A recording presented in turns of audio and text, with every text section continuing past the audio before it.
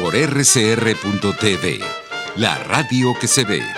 Y síganos en Twitter, @rcr750.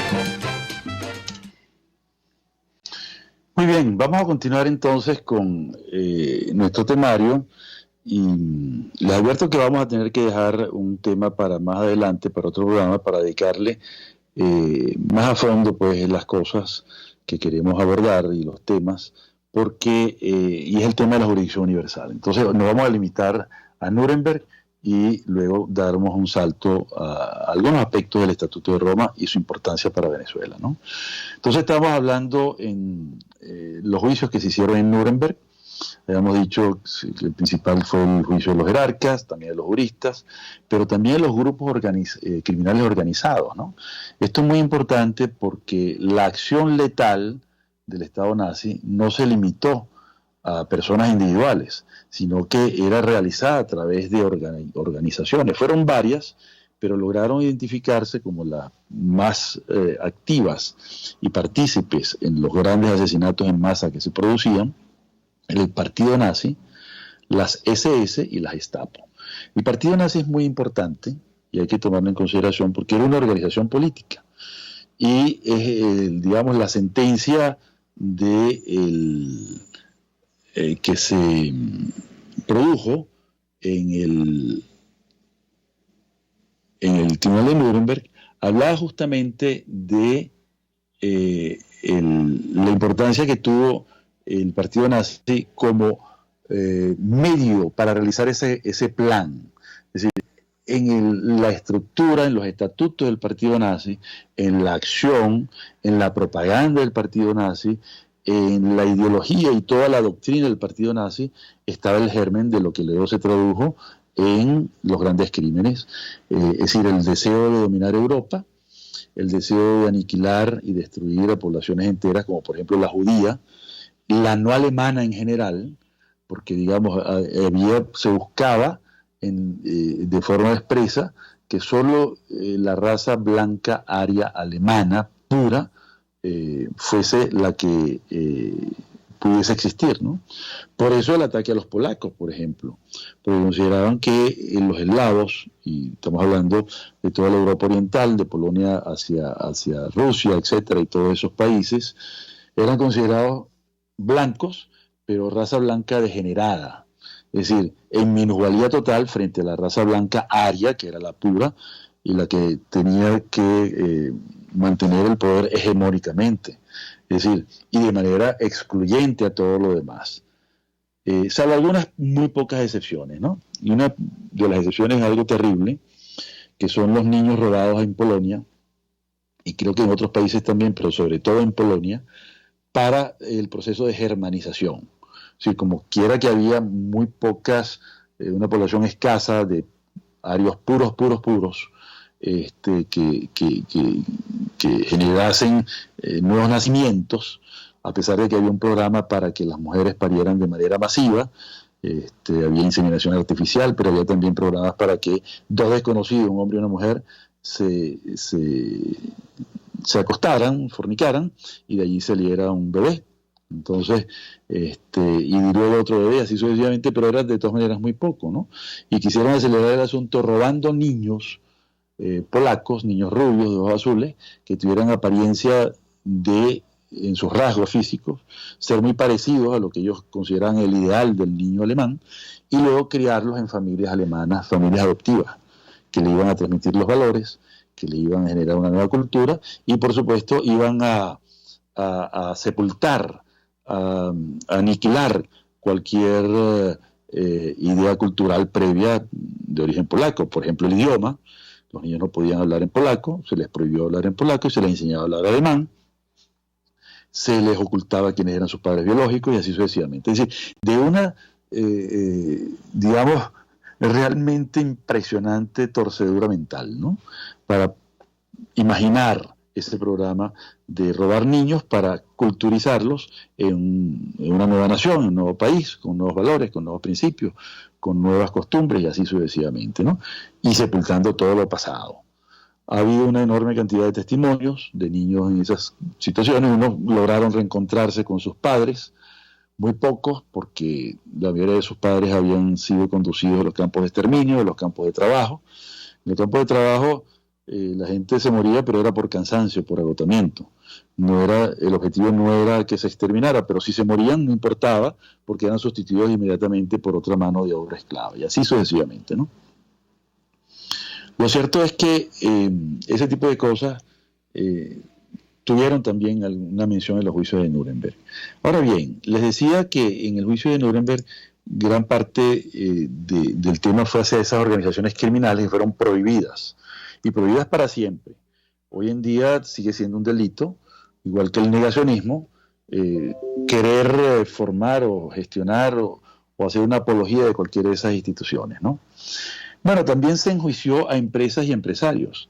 La IG Farben, que fue la empresa que creó el Ciclón B. El Ciclón B era la pastilla esa utilizada como veneno para las plagas de los vegetales y de la siembra, pero que en contacto con el aire esa pastillita se convertía en un gas letal, un gas muy poderoso, un gas mortal, un gas que inhalado por el ser humano inmediatamente lo mataba, pues en cuestión de segundos, ¿no?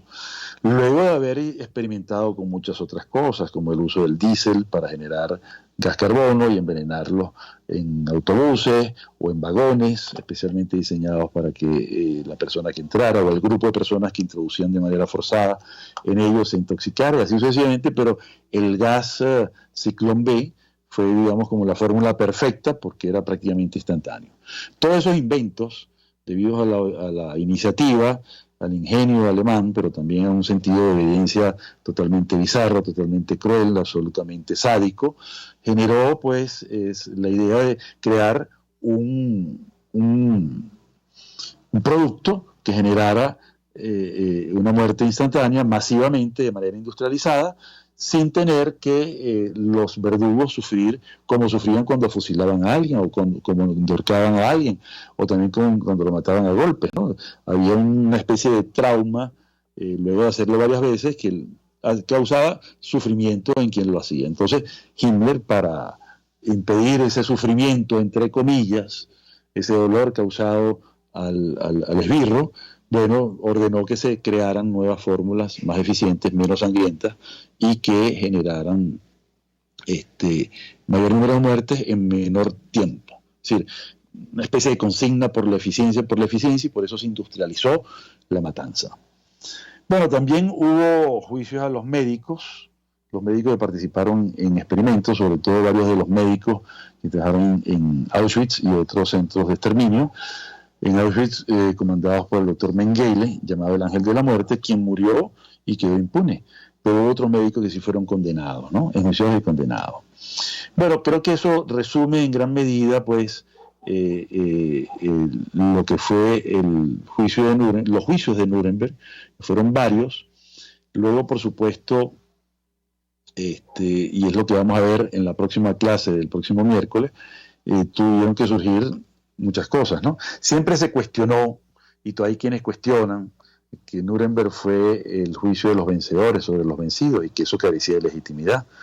Pero en ese cuento ustedes que cuando empiezan los tribunales alemanes a enjuiciar casos, aplicando la ley alemana, que todavía no estaba preparada para estas nuevas categorías de tipo jurídico que nacieron con el derecho internacional, fue en el año 1963, es decir, casi 10 años después de finalizar la Segunda Guerra Mundial, y se debió pues al fiscal Fritz Bauer, una especie de héroe de los derechos humanos, un gran abogado, un gran jurista, que se dedicó a crear las condiciones y a forzar los hechos para que se pudiera ejecutar su idea de que había que investigar los crímenes cometidos por Alemania y por los alemanes en otros países, como por ejemplo en Polonia, el caso de Auschwitz.